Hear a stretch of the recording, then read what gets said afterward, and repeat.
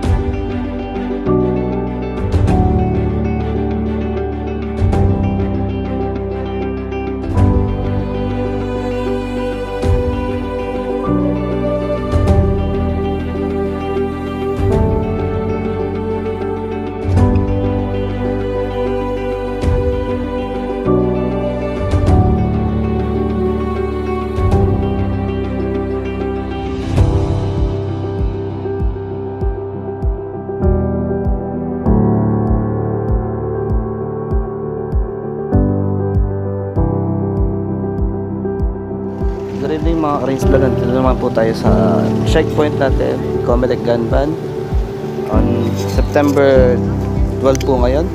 Dito po tayo sa Imus Plaza, kasama po natin ang POP1. Kakandak po tayo ng checkpoint.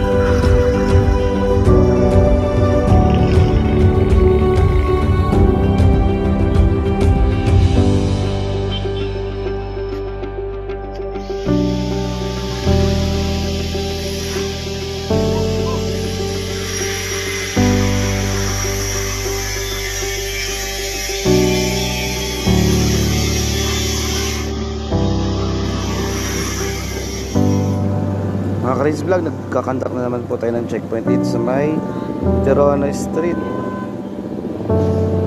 Ayan po, nandito po sa Imus Plaza.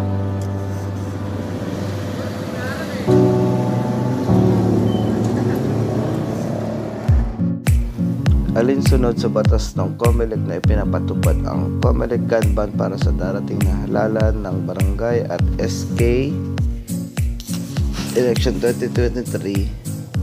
Araw-araw po na magche-checkpoint ang buong kapulisan ng Imus City Component Police Station. Maraming salamat po.